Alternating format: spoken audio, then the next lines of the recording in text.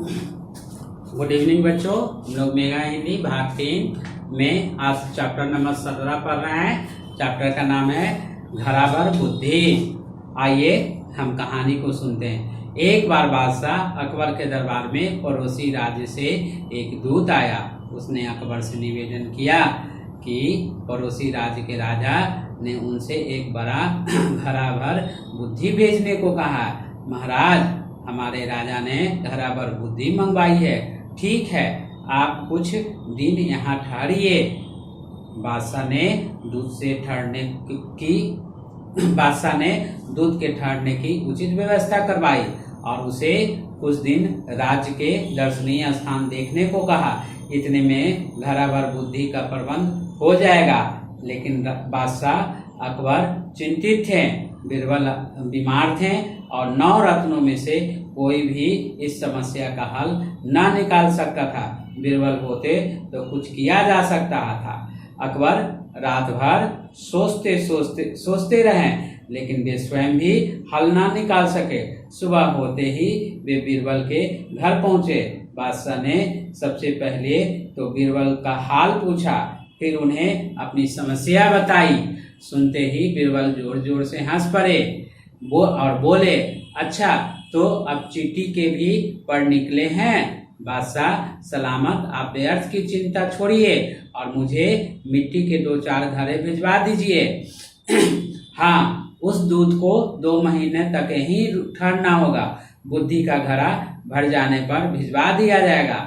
पड़ोसी राज्य के दूत का खूब आदर सत्कार किया।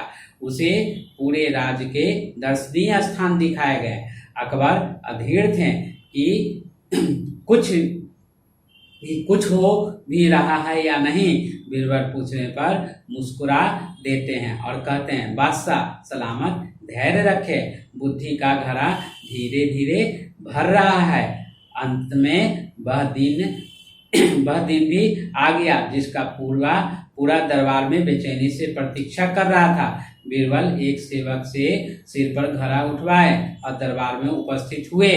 पड़ोसी राज्य के दूत ने कहा, यह घड़ा भर बुद्धि है, लेकिन आप बिना तोड़े बिना काटे इस घड़े से निकाल लें। दरबार में प्रत्येक व्यक्ति बड़े आश्चर्य से घड़े को देख रहा था, लेकिन किसी की समझ में ना आई। अकबर ही हैरान थे। उन्होंने बीरबल से कहा, सब कुछ समझाने को कहा। बीरबल बोले, महाराज, बुद्धि का चमत्कार है। अकबर ने प्रश्न किया, कैसे? बीरबल बोले, महाराज, मैंने इसमें बेल से लगा छोटा एक कुम्हार डाल दिया है और बेल से भोजन और जल पाकर धीरे धीरे एक कुम्हारा इतना बड़ा हो जाएगा कि घड़ा भर जाएगा।